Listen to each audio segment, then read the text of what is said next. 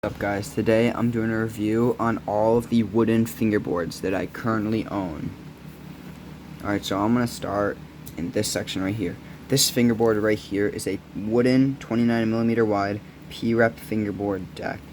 In my opinion, I do not like 29mm fingerboards that much, and this deck I would not recommend. I just don't like how the graphic wore so fast, and yeah, but this was like my first ever wooden fingerboard, so definitely has some memories to it. Next on the list is this DIY wooden fingerboard I made. It used to have a board rail on there. Very short. The mold I had for this was short. I definitely liked it though. It had a nice wood finish. It's like one of the first ever actual fingerboards that I made.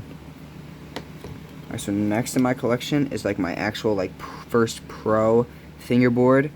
This is a 29mm wide Berlin wood deck.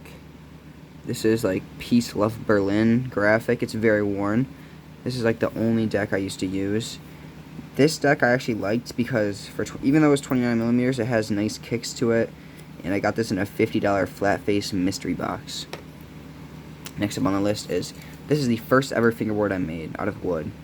This thing is very short. It has like a boxy shape to it, and the graphics not very good, and the holes are probably not straight. But this is the first ever one I made, and it doesn't have too bad of a pop. But yeah, not the best to skate because of the very short tail. Next is the Tech Deck Pro Series. These are new. Came out about a year ago. It's not bad. It's just like a Tech Deck but made out of wood. A little less concave right here. It's not bad, but it's 29mm or 30mm, so not for me. Next is one of the first couple of boards I made again. I don't really make boards much anymore, but this board I liked. It didn't have the best plies. I didn't sand it down all the way, but it did have some nice kicks to it, and I did like the shape of it. It was very boxy, kind of cool. Next is a board, one of my last boards that I was making for a bit. Has a cool little grip job. Honestly, not the... I mean, it has some decent concave. I didn't press this board all the way. The holes are a little bit straighter than before. Still not perfect. It's got a little monkey on there, but definitely a pretty solid board. I would use it. This board right here is my first ever actual wide fingerboard besides this 29mm Berlin wood. Flat face G15 wood deck right here. Has a little flat face G15 right there. If you can see that. Kind of hard to see because it's so shiny. I used this deck for a bit. It was 33.3mm, but it just wasn't for me that much. I just didn't think, it was good, but just I wanted to go wider.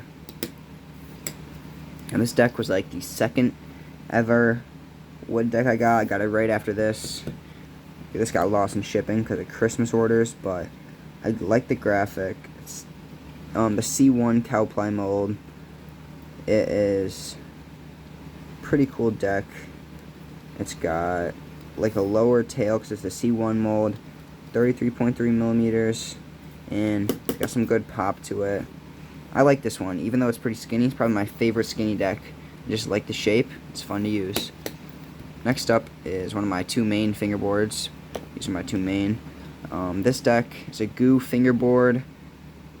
The shape is like gourd. It's like, I don't even know. It has a weird name to it. It has like these bumps on the side right here. I don't know if you can see these bumps. And then it has like a pointy nose. I really like the shape. It's really fun for doing like nollie, like 180 flips on. And yeah, this is just one of my favorite decks. I really like these decks. I haven't gotten anything other than these two in a while. And this is my favorite deck right here. This thing, it's kind of like an egg shape almost.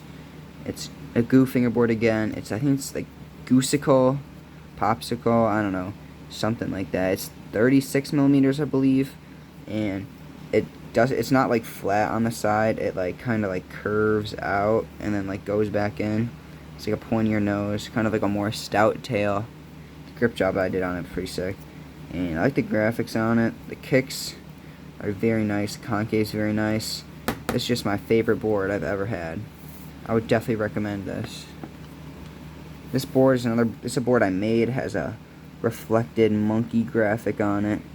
It's too short, I think. This is the nose right here. This is the tail.